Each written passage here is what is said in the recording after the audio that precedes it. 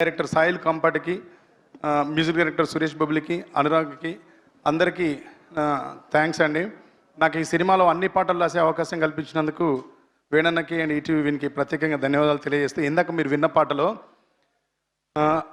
అలా అలా నువ్వు నేను ఒక్కటయ్యే రోజే వస్తే నిన్ను నన్ను ఆపే అంతా బలం దేవుళ్ళకైనా లేదంట. ఇది ఈరోజు రిలీజ్ అయిన పాట. దీంట్లో యాక్చువల్గా 2 చరణాలు రాసినాను ఈ పాటకి. దీంట్లో సమయభావం వల్ల ఒక చరణం పెట్టారు. సినిమాలో పెట్టని చరణం నేను మీకు చెప్తాను.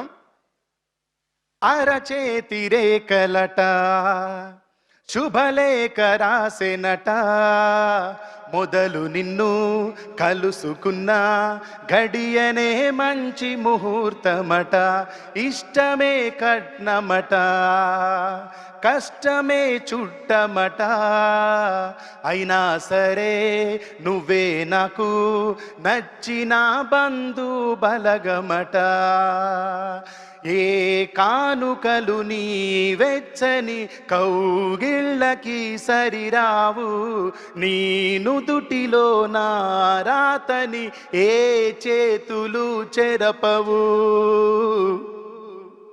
ఇదే ఇదే నిజం నువ్వు నేను మనం అయ్యే క్షణం, రాకుండా నీకు నాకు మరణం, రమ్మన్న రానే రాదంట.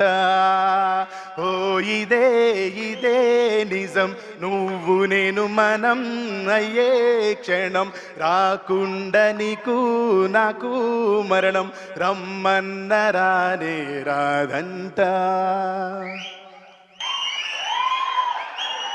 Thank you. ముందు రిలీజ్ అయిన రాంబాయి పాటలో రాజు చెప్తాడు, రాత ఎట్లా రాసి ఉన్నా మార్చి నీతో రాసుకుంటా, స్వర్గం అంటూ ఉన్నదంటే అది నీతోనే ప్రతిరోజు పంచుకుంటా. ఇది రాజు ఇచ్చిన స్టేట్మెంట్. దీంట్లో ఈ అమ్మాయి చెప్తుంది, ఏ కానుకలు నీ వెచ్చని కౌగిళ్ళకి సరిరావు, నీ నుదుటిలో నా రాతని ఏ చేతులు చెరపవు. అట్లా రాజు నుదిట్లో రాంబాయి రాత ఏ విధంగా అయితే చెరపరో, ఈ సినిమా కూడా 21వ తేదీ నవంబర్లో తెలుగు ప్రేక్షకుల గుండెల మీద ఖచ్చితంగా ఇది